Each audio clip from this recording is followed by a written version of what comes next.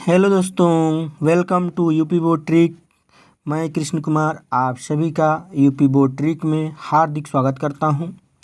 आज हम बात करेंगे बेसिक इंग्लिश में कर्म और अन्य शब्द के बारे में। इसके पिछले वीडियो को आप यदि देख लेंगे तो यह वीडियो और हो जाएगा आसान समझने के लिए। तो कृपया कॉपी में नोट करते रहिए। तो चलिए शुरू करते हैं। ऑब्जेक्ट कर्म।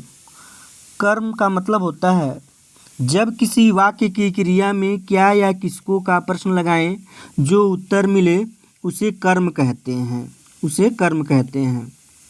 चलिए देख लेते हैं एग्जाम्पल के माध्यम से। ये मोहन गणित और अंग्रेजी पढ़ता है।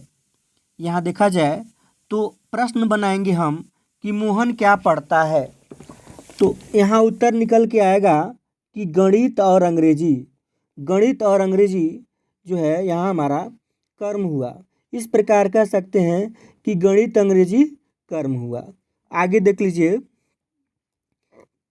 कर्म के प्रकार, काइंड्स ऑफ ऑब्जेक्ट। तो देखिए देखा जाए तो कर्म को दो भागों में या दो रूपों से हम जानते हैं, दो नामों से जानते हैं। पहला क्या है? डायरेक्ट ऑब्जेक्ट, प्रत्यक्ष कर्म वस्तु। जब किसी वाक्य की क्रिया में क्या का प्रश्न लगाएं, क्या का प्रश्न जब लगाएंगे तो उत्तर जो मिलेगा वो हमारा डायरेक्ट ऑब्जेक्ट कहलाएगा। यानी जब किसी वाक्य की क्रिया में क्या का प्रश्न लगाएं, जो उत्तर मिले उसे डायरेक्ट ऑब्जेक्ट कहते हैं।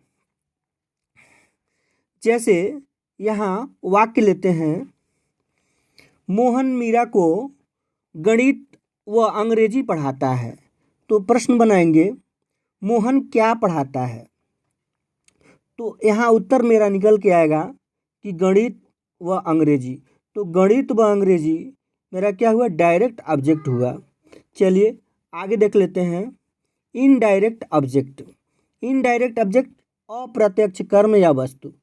जब किसी वाक्य की क्रिया में किसको का प्रश्न लगाएं, जो उत्तर मिले उसे इनडायरेक्ट ऑब्जेक्ट कहते हैं। चलिए देख लेते हैं इसको भी एग्जाम्पल के रूप में। तो यहाँ देखिए दिया है कि मोहन मीरा को गणित व अंग्रेजी पढ़ाता है। तो यहाँ देखा जाए तो मोहन किसको यहाँ किसको का प्रश्न लगाना है, किसको गणित व अंग्रेजी पढ़ाता है। तो उत्तर निकल के आएगा मीरा को। तो जब ये उत्तर निकल के आ रहा है तो इसका मतलब हुआ कि ये इनडायरेक्ट ऑब्जेक्ट हुआ। चलिए अन्य शब्द के बारे में हम जान लेते हैं। Other word. जब वाक्य की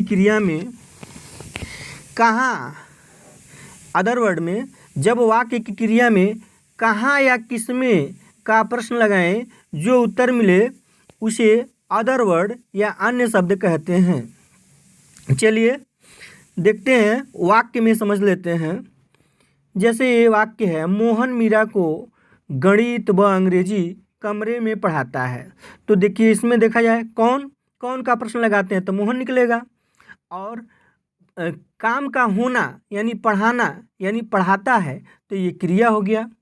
आगे देखा जाए मोहन मीरा को गणित व अंग्रेजी कमरे में पढ़ाता है। तो इसमें देखा जाए कि प्रत्यक्ष कर्म यानी डायरेक्ट ऑब्जेक्ट। तो डायरेक्ट ऑब्जेक्ट जब क्या का प्रश्न लगाते हैं तो मिल जाएगा गणित व अंग्रेजी। और अप्रत्यक्ष कर्म इनडायरेक्ट ऑब्जेक्ट। तो इसमें किसको का प्रश्न लगाएंगे तो मीरा को, यानी मीरा को जो निकल जाएगा ये इनडायरेक्ट ऑब्जेक्ट निकल जाएगा। चलिए आगे देख लेते हैं। तो इस प्रकार से हम देखें तो सभी को मिला करके अन्य शब्द जो बचा, ये जो अन्य शब्द बचा यानी कर्म के बाद जो बचा शेष, कहाँ का प्रश्न लगाएं तो कहाँ, कमरे में जब मिल जाएगा तो ये मेरा अन्य शब्द होगा। तो इस प्रकार से पूरे सेंटेंस का ट्रांसलेट होगा कि Mohan teach mathematics and English to Meera in the room.